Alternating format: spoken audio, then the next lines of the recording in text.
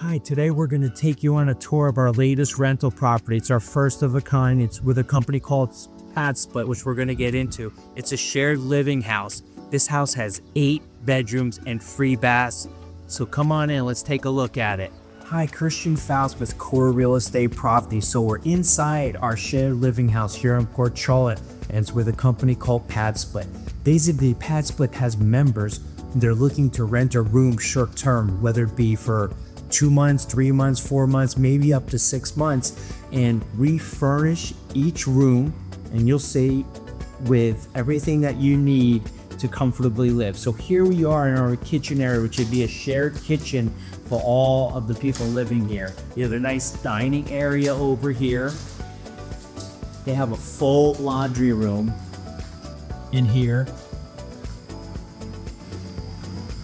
This is the shared kitchen. We provide all the basic amenities that you would need to cook your meals, prepare your coffee, and then enjoy your meal. So many people have asked us, what is a shared living? What is a Split property? Basically what it is, it's an intermediate between, most people know your short-term rentals are Airbnb, Verbos, and also people have annual rentals where you have a tenant who signs a year lease. With this company that we're working with, Split, the members, which are basically short-term tenants, they sign a commitment for a minimum of 8 weeks, and they can stay month to month thereafter. What's great about this is it's no long-term commitment from them and no long-term commitment from us. The second point is they get to live in a furnished place. All the utilities, high-speed internet is all included in their weekly rent.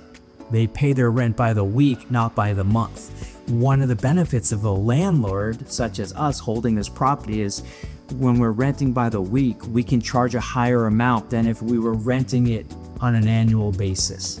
Now we're going into one in the living room. This house is very unique in that it has 2 living rooms.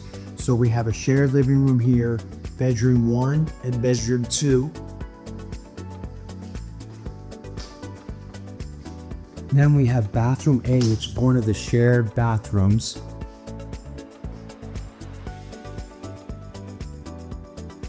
Now we're on the second side of the house. Like I said, remember, this house has 8 bedrooms. This is another living room over here.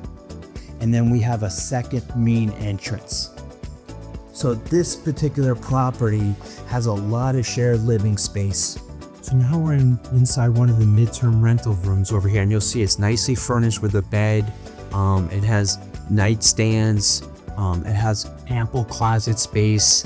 And then everyone has their own personal smart TV and a little desk area. So the point is we want everybody to kind of utilize their room rather than the shared space so much, because everybody has different times that they work and so forth. So we want to make sure we have our quiet hours. So now we're going to go see some more of the private furnished bedrooms we have. Along the way is another shared bath here. Bathroom B, we label them. So it's easy when the cleaning people come, we know which of the bathrooms may need service or maintenance and so forth. So come on in, let's take a look at bedroom number 8. This is an in-suite bedroom. It has its own bathroom, and you'll notice a bed cover on all of them, a mattress protector. Each renter is required to bring their own sheets, their own pillow, their own towels, and obviously, their personal belongings. They're not able to store stuff in these properties because, like it's a shared living. If with this house having 8 bedrooms, we would have a lot of personal stuff if everybody brought all that. So we'll go in and take a look at the in-suite bathroom here.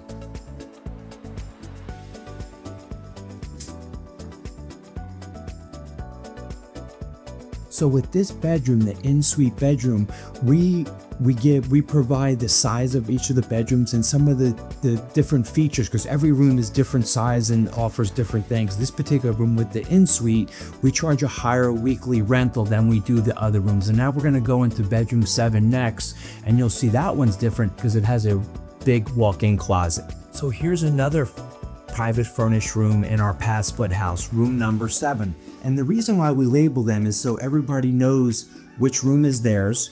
Everyone is also coded. We have a privacy lock, so nobody needs a key. Makes it easy. We can change the code up as we need.